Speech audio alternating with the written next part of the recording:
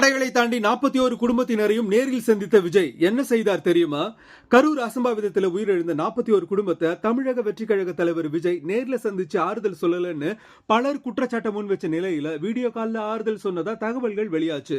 முறைப்படி அனுமதி கிடைச்சதும் 41 குடும்பத்தினரையும் சந்திக்கலாம்னு பிளான் பண்ண நிலையில கடைசி வரைக்கும் நோ யூஸ். சோ அவங்க அக்கவுண்ட்டுக்கு ஆல்ரெடி அனௌன்ஸ் பண்ண மாதிரி தலா 20 லட்சம் ரூபாய் நிவாரண தொகை அனுப்பி வச்சாரு. இந்த நிலையில 41 குடும்பத்தினர் மற்றும் காயமடைந்த 110 பேர் குடும்பத்தினரையும் இன்று காலை மாமல்லபுரத்தில் இருக்கிற பிரபல ஹோட்டலுக்கு நேர்ல வரவழைச்சு சந்திச்சு ஆறுதல் சொல்லியிருக்காரு விஜய். மேலும் காயமடைஞ்சவங்களுக்கு 2 லட்சம் ரூபாய் நிவாரணம் வழங்காத நிலையில அவங்க 110 பேருக்கும் நிவாரண தொகையை வழங்கினாரு தாவேகா தலைவர் விஜய். தாவேகா சார்பில் அனுப்பப்பட்ட 5 சொகுசு பேருந்துகள்ல வரவழைக்கப்பட்ட கரூர் பாதிக்கப்பட்ட மக்கள் ஹோட்டல் ரூம்கள்ல தங்க வைக்கப்பட்டு அவங்களுக்கு அனைத்து வசதிகளும் செய்து கொடுக்கப்பட்டிருக்கு. அதை தொடர்ந்து அவங்கள மறுபடியும் கரூருக்கு தாவேகாவினரை பத்திரமா கொண்டு போய் விடுற வேலைகளையும் சிறப்பா செய்து முடிச்சிருக்காங்க.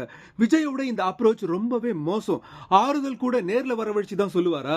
இப்படிப்பட்டவர் எப்படி அரசியலுக்கு தகுதியானவரா இருப்பாருன்னு கேள்வி எழுப்புறாங்க திராவிட கட்சிகள். ஆனா கரூருக்கு போக விஜய் அனுமதி கேட்டும் கிடைக்காததால தான் இதுக்கு மேலையும் தாமதப்படுத்த முடியாதுன்னு விஜய் களத்துல இறங்கிட்டாருன்னு அவருக்கு ஆறுதலா பதிவிடுறாங்க ரசிகர்கள் மற்றும் தொண்டர்கள்.